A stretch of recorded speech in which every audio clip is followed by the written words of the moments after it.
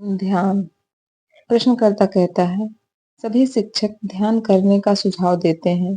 ध्यान करने का क्या उद्देश्य होता है? महाराज जी कहते हैं, इंद्रिय गम्य संवेदनाओं और क्रियाकलापों के बाहरी संसार को तो हम जानते हैं, परंतु विचारों और भावनाओं के अपने आंतरिक संसार के विषय में लगभग कुछ भी नहीं जानते।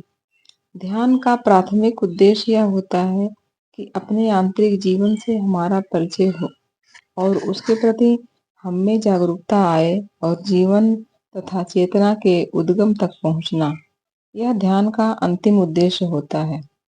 अप्रत्यक्ष रूप से यह भी होता है कि ध्यान का अभ्यास हमारे चरित्र पर भी गहरा प्रभाव छोड़ता है। हम जिसे नहीं जानते उसके दास तथा जिसे अच्छी तरह जानते हैं उसके स्वामी हो जाते हैं।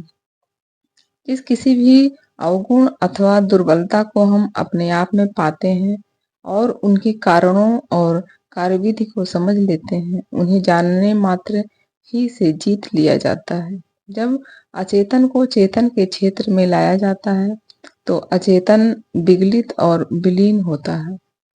अचेतन के इस प्रकार से विलीन होने पर उसमें फंसी हुई ऊर्जा विमुक्त हो जाती है। मन परितृप्तता का अनुभव करता है और शांत हो जाता है। प्रश्नकर्ता कहता है, शांत मन का क्या उपयोग है? महाराज जी कहते हैं, जब मन शांत और निस्तब्ध हो जाता है तब हम अपने आप को शुद्ध साक्षी के रूप में जानने में समर्थ होते हैं। तब हम अनुभव तथा अनुभवकर्ता से उपरत हो जाते हैं और तटस्थ भाव से हम उस शुद्ध चैतन्य में स्थिर हो जाते हैं जो अनुभव तथा अनुभवकर्ता के बीच परंतु उनसे परे की वस्तु है। स्व तदात्म पर आधारित व्यक्ति मैं या हूँ, मैं वह हूँ आदि कल्पनाओं पर निर्भर करता हुआ तब भी कार्यशील तो बना रहता है, परंतु दृश्य संसार के एक अंश की तरह भर साक्षी से इसका तादात्म्य टूट जाता है। प्रश्नकर्ता कहता है, जैसा कि मैं समझता हूँ, मैं अनेक तलों पर जीता हूँ और प्रत्येक तल पर जीने हेतु ऊर्जा की आवश्यकता होती है। आत्मा का तो यह स्वभाव ही है कि वह हर वस्तु में आनंद पूर्वक रहती है तथा इसकी ऊर्जा चारों दिशाओं में प्रवाहित होती रहती है। क्या ध्यान का उद्देश्य यह नहीं होता कि ऊर्जा जो उच्च तल पर रोक रखे अथवा निचले तलों में उठाकर उसकी ओर ले जाए, जिससे उच्च तलों पर विकास संभव हो? महाराज जी कहते हैं, इस विषय पर विभिन्न तलों के संदर्भ में उतना महत्व नहीं है जितना कि गुणों के संदर्भ में है।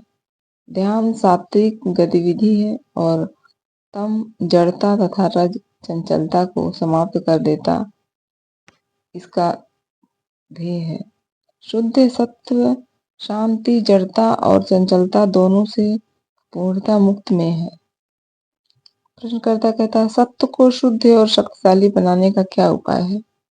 महाराज जी कहते हैं, सत्व सदैव शुद्ध और शक्तिशाली रहता है। यह सूर्य के समान होता है। यह बादलों और धूल से आच्छादित प्रतीत हो सकता है, पर ऐसा केवल देखने वाले के ही दृष्टिकोण से होता है। अवरोध के कारणों को दूर करने का प्रयास करो, ना कि सूर्य के बारे में कुछ करने हेतु प्रयास। प्रश्नकर्ता कहता है, सत्य का क्या उपयोग होता है? महाराज जी कहते हैं, सत्य, अच्छाई, प्रीति, सुंदरता आदि का क्या उपयोग होता है? अपने आप में वे स्वयं ही अपने ध्येय होते हैं।